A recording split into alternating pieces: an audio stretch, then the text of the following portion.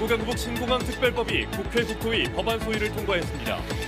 국가가 예산 범위 내에서 지원할 수 있다는 내용이 포함돼 쌍둥이 법안으로 불리는 광주 군공항 이전 특별법의 국회 통과에도 청신호가 켜졌습니다. 영암군이 서울시와 함께 조성한 체험농장의 위탁자 선정 과정에서 부적격하다고 판정한 위탁업체를 한 달 만에 재선정했습니다. 심지어 이 위탁단체는 직원의 공급 유용 의혹까지 받고 있는데도 영암군은 모르쇠로 일관하고 있습니다. 최근 광주와 전남 지역에서도 마약 관련 범죄가 기승을 부리고 있습니다. 특히 20, 30대 SNS를 통한 마약 유통이 활발히 이루어지고 있어 대책 마련이 시급합니다. 올해에는 전남 전체가 축제장이라고 말할 정도로 메가 이벤트가 잇따릅니다. 순천만 국제정원박람회와 수묵 비엔날레 등을 알리기 위한 페스티벌이 서울에서 개최됐습니다. 여러분 안녕하십니까? KBC 8시 뉴스입니다. 대구 경북 신공항 특별법이 국회 국토교통위원회 법안심사 소위원회를 통과했습니다. 국비 지원 조치와 방식이 핵심 쟁점이란 점에서 광주 군공항 이전 특별법과 쌍둥이 법안으로 불리기도 하는데요. 조만간 열릴 국방위원회 법안 소위에서도 광주 군공항 이전 특별법의 통과 가능성이 커졌습니다. 이계혁 기자가 보도합니다. 광주 군공항 이전 특별법과 함께 추진되고 있는 대구 경북 신공항 특별법. 두 특별법은 그동안 기부대 양여 방식에 따른 예산 부족 부분에 대한 정부의 재정 지원과 방식을 놓고 국회 처리가 난항을 빚어왔습니다. 하지만 국가가 예산 범위 내에서 지원할 수 있다는 내용 등으로 신공항 특별법이 법안 소위를 통과하면서 본회의 통과도 유력해졌습니다. 기부와 양녀의 차액이 발생했을 경우에 예산의 범위 내에서 지원할 수 있다 하는 그게 대통령령으로 한다. 그게 이 법안의 핵심인 것 같습니다. 이에 따라 지난달 처리가 무산됐던 광주 군공항 이전 특별법도 통과 가능성이 높아졌습니다. 다음 달 4일 열리는 국방위원회 법안 소위에서 신공항 특별법과 같이 정부 재정 지원 방안 문제가 해결될 가능성이 큽니다. 강기정 광주광역시장은 입장문을 내고 광주 군공항 이전 특별법과 대구 경북 신공항 특별법이 국회 본회의에 동시 상정돼 함께 제정될 수 있도록 정치권 대구시와 긴밀히 협력하겠다고 밝혔습니다. 두 법안이 상임위와 법제사법위원회를 거친 뒤 4월 말 본회의에서 함께 처리되면 군공항 이전 사업도 속도를 낼 것으로 보입니다. 이미 세 차례 주민 설명회가 열린 한평군에서는 군민 여론조사 등을 거쳐 군공항 이전 후보지 유치 의향서를 제출하겠다고 밝힌 만큼 후보지 선정 작업도 탄력을 받을 것으로 전망됩니다. KBC 이계혁입니다. 영암군이 도농교류 활성화를 위해 서울시와 함께 조성한 체험농장의 위탁자 선정을 두고 잡음이 일고 있습니다. 올해 초 현 위탁단체가 부적격하다며 재선정 공모에 나섰는데 어찌된 일인지 부적격 처리를 한 그 위탁단체를 다시 선정했습니다. 심지어 이 위탁단체는 공급 유용 의혹까지 받고 있는데 영암군은 모르쇠로 일관하고 있습니다. 이동근 기자의 보도입니다. 지난 2020년 문을 연 영암군의 서울농장입니다. 서울시와 협약을 맺은 서울농장은 도농교류 활성화를 위해 34억 원의 예산을 투입해 농촌체험과 귀농귀촌 희망자 교육 그리고 정착 지원을 위한 시설로 운영되고 있습니다. 지난 1월 영암군은 2년 6개월 동안 위탁을 맡아온 A단체가 부적격하다며 위탁갱신 부적격 판정을 내리고 공모에 들어갔습니다. 그런데 한 달 만에 이상한 일이 벌어졌습니다.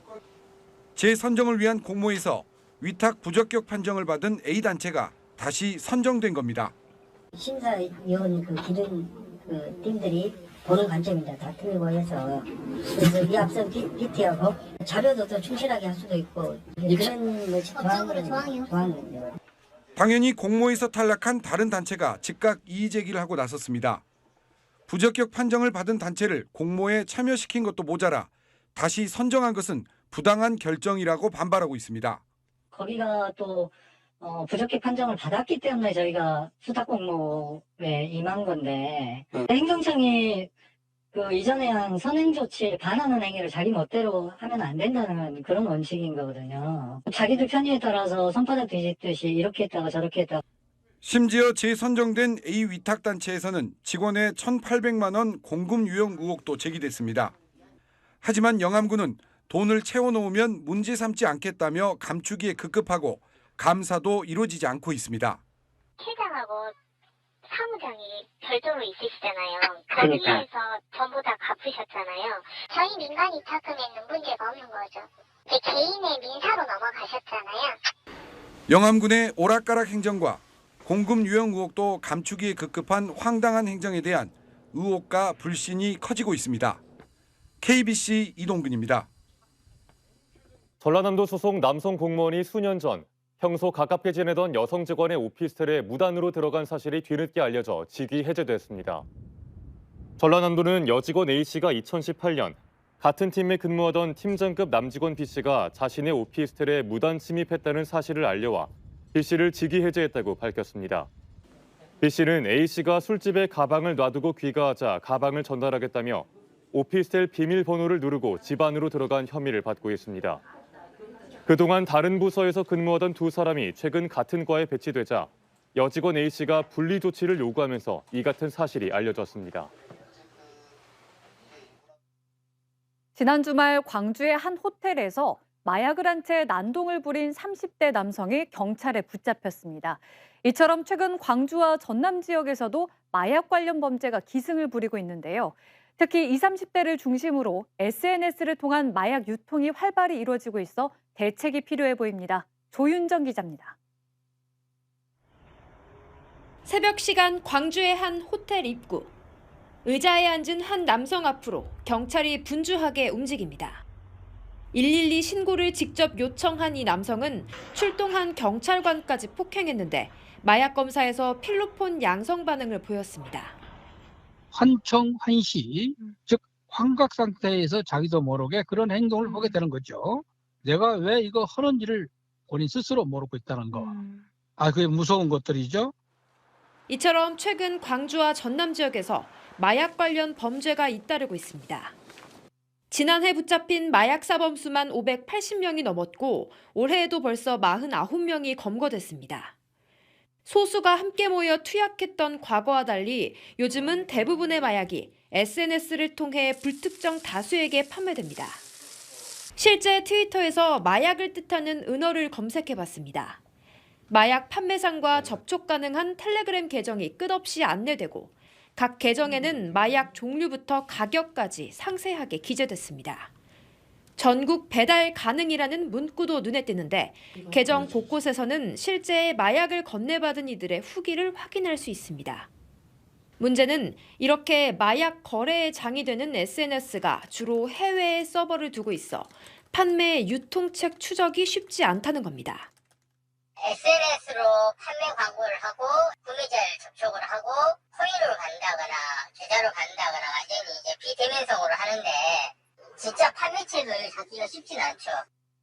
젊은 층을 중심으로 우후죽순 늘어나는 마약 범죄에 경찰은 오는 7월까지 집중 단속을 벌일 예정입니다. 검찰 역시 인천과 광주 등 각 지역에 마약 범죄 특별 수사팀을 설치하며 국내 마약 유통을 적극 막겠다는 방침입니다. KBC 조윤정입니다. 건조한 날씨 속에 광주 전남 곳곳에서 화재가 잇따랐습니다.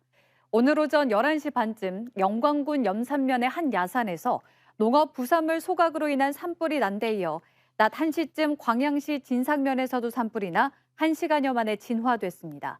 장흥에서는 낮 12시 반쯤 장흥읍 바이옥 식품단지의 한 식품 가공 공장에서 불이 났는데 다행히 인명피해는 발생하지 않은 것으로 조사됐습니다. 지난 16일 이루어진 한일 정상회담에 대해 광주 지역 시민단체가 비판의 목소리를 냈습니다. 일제 강제동원 시민 모임은 오늘 지역 시민단체와 함께 기자회견을 열고 강제동원의 불법성은 일본 사법부조차 인정한 사실인데도 사과 한마디 듣지 못했다며 이번 회담을 외교 참사로 평가했습니다. 이 자리에 참석한 일제 강제동원 피해자 양금덕 할머니 역시 윤석열 대통령이 과연 우리나라 대통령인지 외국 대통령인지 감을 잡지 못하겠다며 비판의 목소리를 높였습니다. 솔직히 대통령이 우리나라 대통령인지 외국 대통령인지 도대체 감을 못 잡겠습니다. 우리끼리 우리나라를 이끌어 나가기를 기원합니다. 다음 뉴스입니다. 대한민국 관광 1번지 전라남도가 방문의 해 2년차를 맞았습니다. 올해에는 전남 전체가 축제장이라고 말할 수 있을 정도로 곳곳에서 메가 이벤트가 열리는데요. 국제정원 박람회 등 메가 이벤트와 22개 시군 관광지를 알리기 위한 페스티벌이 서울에서 열렸습니다. 이성환 기자의 보도입니다.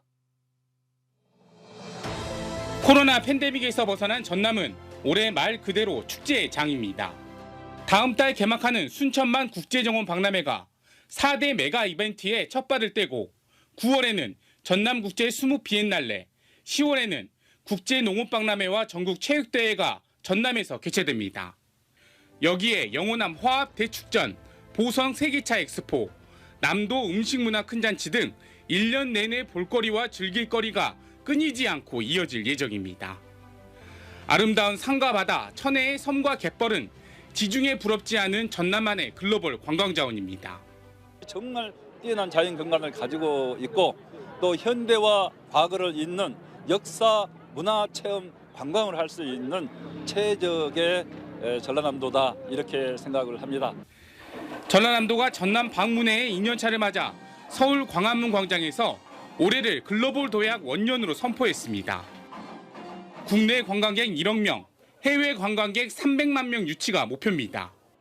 국내외 관광객 유치를 위해 여행 기업들과 업무 협약을 체결했고 전국의 출향민들도 전남 홍보대사가 돼주기로 했습니다.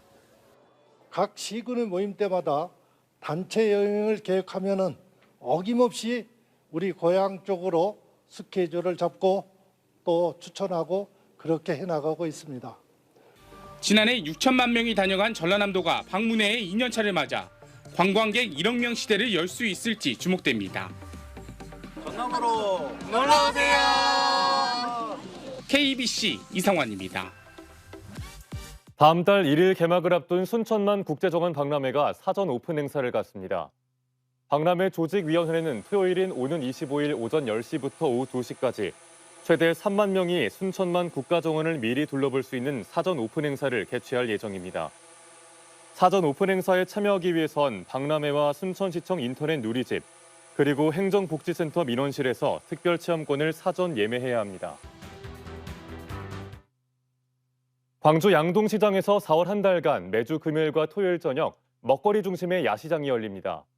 광주 서구청은 다음 달 7일부터 4월 한 달간 매주 토요일과 일요일마다 오후 4시부터 밤 10시까지 양동시장에서 야시장 형식으로 양동 통맥축제를 열고 다양한 시장 먹거리를 선보인다고 밝혔습니다. 이번 축제는 양동시장 리버마켓 야시장과 큰장 페스티벌을 통합해 진행되는 행사로 광주시는 지역을 대표하는 미식 관광형 축제로 육성하겠다는 계획입니다. 김호수 전 검찰총장이 전남대학교 법학전문대학원 석좌 교수로 내정됐습니다. 전남대는 김 전 총장이 이달 말쯤 임명장을 수여받고 2년의 임기 동안 로스쿨에서 법률 연구 활동과 특별 강연, 정규 강좌 등을 소화한다고 밝혔습니다. 김 전 총장은 영광 출신으로 광주 대동고를 졸업했으며 문재인 정부 시절 마지막 검찰총장으로 잘 알려진 가운데 법무부 차관과 법무연수원장, 서울북부지검장, 대검과학수사부장, 서울고검 형사부장 등을 지냈습니다. 광주광역시와 전라남도가 통합과 분리를 거듭했던 광주전남연구원의 재분리를 공식화했습니다. 광주전남연구원은 양 시도에서 최근 분리 의견을 제출함에 따라 오는 27일 이사회에서 이를 논의할 예정입니다. 연구원 정관상 해산에는 제적이사의 3분의 2 이상의 찬성이 필요합니다.